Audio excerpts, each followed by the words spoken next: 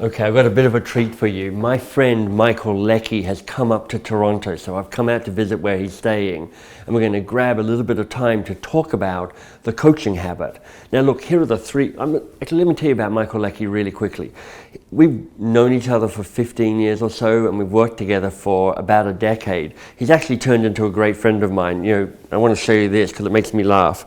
We did the Tough Mudder race earlier on this year. Tough Mudder is like a 10-mile endurance race. We called ourselves Jocks of Crayons. We finished covered in mud but triumphant. But look, I tell you, I think there's three things that are going to be really useful for you to hear from Michael Leckie and why I'm going to sit down with him. The first is this. He's worked with Box of Crayons for 10 years now. So he's got a really good period of time, a track record to go, this is what works, this is what hasn't worked, this is what's really made a difference over time. That's great. Secondly, he has this great perspective of having been a VP of organizational development, of HR, of learning and development. So he really has a perspective about the theory and the strategy about how you create cultural change, how you elevate leadership. But the third thing is this, for the last 5 or 6 years in his organization, he's been a VP of business, not just the OD side, but actually running a P&L sheet, running a team, working with clients and really making a difference there. So he's not just coming from the OD perspective, he's coming from the really practical, in the trenches, hands-on management and leadership. So he's got a real sense of what truly works, not just what works in theory. So this is going to be a great conversation. I know he's going to share some of his best tips and his best lessons learned. And we're going to go out and have that right now. Off to the front deck.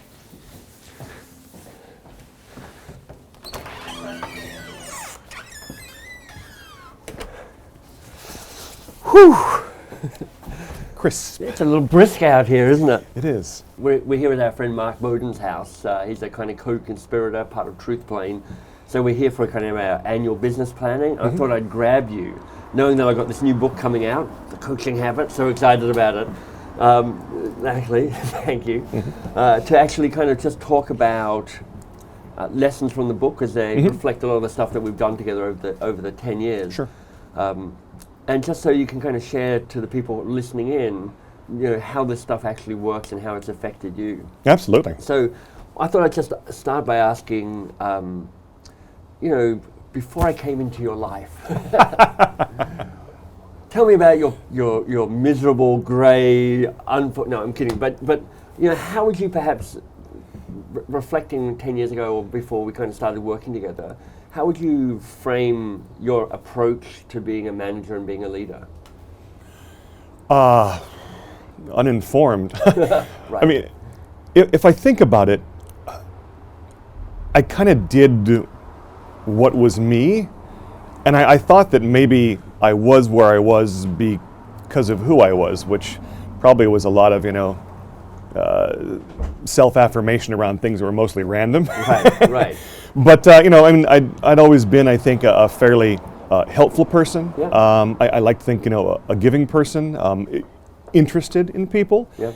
And so I just tried to be kind of me as a boss. Right. But there was no real craft. If there was any real natural talent, maybe, but there was nothing really thoughtful about it. Got it. Is that useful? Well, I think so. I mean, it sounds like pretty common, in fact, which is you get to that place of being a manager and a leader, and you're like, I'm just going to do my best here. You know, I'm going to try. I'm a nice guy. I mean well for myself. I mean well for my organization. I mean well for my people. Yeah. So I'm just going to show up and do my very best and hope and kind of muddle my way through it.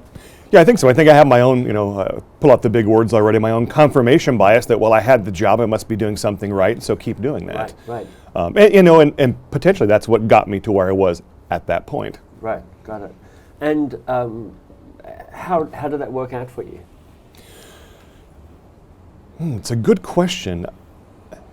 It worked out well enough, but you start to feel like you're not doing anything new or different. And I've always kind of looked for where's the next challenge, where's the most learning, and I wasn't learning anything else. Right. So I guess I'm assuming, maybe this is retrospect, but assuming that you know, I needed to continue to progress if I was going to lead people, because it's a pretty daunting task to do so. Right. You're responsible for a lot. There's a lot of things they're counting on, and their work is a huge part of their lives. And if you're a bad boss, that's a bad part of their lives. Yeah. And I think it's not even, it doesn't have to be are you a bad boss or a bad manager? But I think there's a lot of people who are right there in that middle space going, look, I'm not a terrible boss. And things aren't broken, but it just feels like a lot of kind of sustaining the status quo, maybe in terms of, thinking back to a previous book of mine, there's quite a lot of good work going on, maybe not as much great work going on as you might be. Yeah, I would agree. I mean, and I'm sure I've done this because I know I've had it done to me, which I've met someone new I'm working for, and they kind of tell me, here's who I am as a leader, as your manager. And it's aspirational and it sounds good, and they don't do a damn thing about it. Right. But it sounds promising, and then you get 6 months into it and say, well, where was that real support for me and my growth? Where was that time spending, coaching me? You're not doing that. And it's funny, if they hadn't have made the promise in the first place, I probably wouldn't have been let down. Yeah, nice. So time moves on. You and I start working together. Mm-hmm. We're teaching you, because you've brought in a lot of our programs to your company. You and I have worked closely together. A lot of what we've taught and worked on has shown up in this new book. But if you had to kind of sum up kind of the big shift, kind of the fundamental tweak in terms of how you're different now in terms of a manager and leader to when you're kind of just muddling through and going, I'm a nice guy, this should be enough. What's different? Well, I'll say this once on camera, never again. I've learned a tremendous amount from you. But I'm glad we got that. That's right. That may never be repeated again, but thank you. But there's a couple of things. One, I think, is in some of who I am, who I choose to be, maybe better, and then some tools that I have. So the first one, curiosity. Wait a sec. I know. Waistcoat makes the material difference. I know, it's hilarious. I'm thinking this isn't a metaphor, but as you start talking about how I've helped a waste truck, a garbage truck drives past. I mean, symbolic? I think so. That's but anyway. Right. Life with live filming. So just remember, you've learned a tremendous lot from me. So yeah. So the first would be curiosity. Yeah. And which it sounds like a bit of a throwaway, but it's not. Going back to the beginning there, Ed Schein, his phrase about a humble curiosity, I love that. You have taken that phrase and leveraged it in your work with real practicality about how you can do that. Because, saying being curious sounds interesting, but it shows a true interest in people. Right. It allows them to open up. It builds relationship and deepens relationship. Yeah. And yet, how do you do it? Do you say, "Who are you?" But you don't. You use simple questions like, "How can I help?" Right. What's the challenge here? Right. But approaching it from that place of, how can I help? Right. What is the challenge here? Makes all the difference. Right. And so I think that I approach things more curious. I approach things, it's hard. You can get lost in the moment. You can get caught up in all the interpersonal things going on. So one of your phrases, which I've freely stolen, is, all models are wrong, but some are useful. Yeah. I have some really useful... Just to be clear, I stole that first from a guy called George Box, so it's like there's been a history of theft here. So at that point, that's called leveraging, right? Exactly. It's no longer plagiarism, it's leveraging, yeah, research, exactly. But so I have these simple models that I can use to orient myself in a situation where there's ambiguity and anxiety because I don't know what I'm supposed to do. It's so easy to leap into, here's what you need, and give them my brilliance and wisdom and genius and experience, which of course is useless. But instead, stop there, I'm curious. Because, I mean, sure. Stop on me being useless. I thank you for that. Thank you, yeah. Well, here's the thing. I mean, that idea of leaping in with the advice, with the solution, that feels like that's the way as a manager and a leader you do add value. That's what people come to you for. And I mean, you're preaching to the converted here, because this is what I stand for as well. But why should you resist that leap to advice giving and solution providing? I mean, how does that actually, counterintuitively, how is that less helpful than you might think it would be? Because nobody tells you how useless it is. Right. I mean, we can, you know as well as I. You can look at the neurology and the brain science behind it. Yeah. You can look at the behavioral science. The fact of the matter is if I say, "Here's a great answer," you look at me and smile and nod, and your brain goes, Exactly. and you don't do anything different. More is Yeah. the point. Yeah. But when you, as a instead of a recipient of advice, as a recipient of curiosity, Yeah. figure something out. When you make a connection, you literally Yeah. make a connection, Right. and you create new neural pathways and the ability to start Nice. doing something different. And in the end, it's not about talk; it's about action. Yeah, that's great.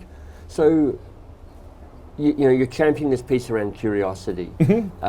As you look to the people that you manage and lead, what's the impact on them? How are things different for them? Another good question. Well, what's interesting is from a business perspective, because it's like, well, we're talking nice, Yeah. fluffy, is talk about love, curiosity. They know that I'm interested, that I care, we have a depth of relationship, and they in turn begin to know what I need, Right. and so they know how to help, and I think they are more committed. We're committed together to what we're doing, Nice. which leads to, I believe, really, I don't have to pull. They give me more than I would ever ask. Right. Most of the time with my team, the thing I'm asking them to do is do a little less, slow down a little bit. Nice. And I do believe that a lot of that comes from the depth of relationship, but even more kind of the shared consciousness or understanding we have about what we're trying to do as a business, Right. if that makes sense. It does. And I love that thought of, the subtitle of the book is Say Less, Ask More, and Change the Way You Lead Forever. Yeah. But I love the fact that you're saying, by actually scaling back the advice I'm giving, you're giving your team more power, more empowerment, to use that phrase, to actually go, right, I'm up for this. Let me take my own path here. Let me find my own way. Yeah. Let me have more impact in the work that I'm looking to do. Absolutely. And I'm setting you up here because I'm hoping you're going to give me the answer I want here, but 42. exactly, that's the question. The practice of curiosity and the skills that you picked up, is this just for managing your team, or do you use it more broadly than that? Ooh, wow. More broadly, Phew. I was hoping you were going to go there. you can use it with your family. Be careful. Yeah. But it becomes a way of being, a way of interacting with your world. Yeah. And I use it up, I use it down, I use Yeah. it out, and I think it. As you know, I've gotten to the point we've been working together so long that I've taught this. Literally hundreds of senior executives that I've worked with, Yeah. and helped them just have some simple tools or phrases to be a little more curious. They don't even have to change their mind at that point. They Right. just have to say, okay, I'm going to ask this question honestly and see what happens. Right. And little bits of magic start to happen. And so kind of the thing I want to do with my life is I want to make the world a better place to work and live. Right. And in helping other people in leadership positions ask questions, slow down, and listen, it's also changed how they impact people. And so I'd like to hope that some of the impact I've had has spread through others, not through my own genius or what I've done, but just because I've tried it as well and encouraged somebody else to try it. Brilliant. I love that. Useful? And so, and so simple around that whole, I love what you piece together. Not only just ask the question, but stay present and listen. And I think that's one of the great gifts you have as a leader is you do a great job at being present and truly, you're not just asking a question in a token way and then kind of checking your email while they kind of answer. You're like, you actually care about it. You asked it, the questions with a genuine curiosity as to what the answer is going to be. Now in the book, I've basically gone, look, there's lots of good questions out in the world, but here are the 7 questions I think are the best questions that if you're a busy manager and a leader, if you're looking to work less hard but have more impact, if you just master these 7 questions, these are the ones I think can really make the difference. So let me put you on the spot. If there was one of those 7 questions that you went, this is the one that seems to really rock my world, or I use most often, or seems to have the most impact, which of the 7 questions would you go with? Well, And here I'm gonna have to disappoint you and say that you forgot the 8th question, which we've used most often in our work together, Right. which is where are we having dinner? Where are we having dinner? Exactly. Set that That's aside. great. Props. I was looking through the questions, and I was thinking about that as I was reading the book and preparing to come up here Yeah. and have a conversation. And how can I help? They're all good, but how can I help Right. is the question that helps me kind of live my dream for who I want to be as a human being and a professional. Right. I have it on my LinkedIn profile. Nice. I think I have it on in my resume, and I haven't used that much lately, but it's kind of in there. It's like, how can I help? And I like it because it allows people into my world and me into theirs. Right. And it stops me from thinking I know. And I remember when we first started working together, one of my first real senior coaching engagements with a woman who was a very senior executive at a major financial service institution. And I met with her, went for a walk along the waterfront in New York, and I asked her some questions. Yeah. Questions that are in the book here. And she gave me answers, and the entire time I'm smiling and listening, I'm thinking, she hates this. All she is doing is telling me stuff that she already knows, she's already thought, she's clearly thought about this, she's just repeating her brain out loud to me. This is the biggest waste of her time. She's doing this just tolerating you. Exactly. And I've had I know exactly what you feel, which is like, Yeah. truly, am I adding value here? Because all I'm doing is asking questions to which she appears to have a really clear understanding of what the answer is. Exactly, and so I knew in my bones I was no help at all. So we got to the end, and I asked her the question, what was most useful? Yeah.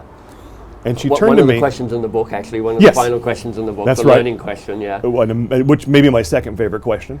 I know they're all so good. I shouldn't say that to you. But she looked at me. She said, "Well, I've gotten a couple of ideas." I'm like, "Oh, great! 45 minutes, a couple of ideas." And she goes, "No, I think you misunderstand. I can go weeks and weeks of meetings without any good ideas. Right. I've got 2 good ideas in 45 minutes. That's huge. Right. And furthermore, you made me say out loud things I'd been thinking, but when you made me say them out loud, they became real, and now I know what I'm going to do." I love that.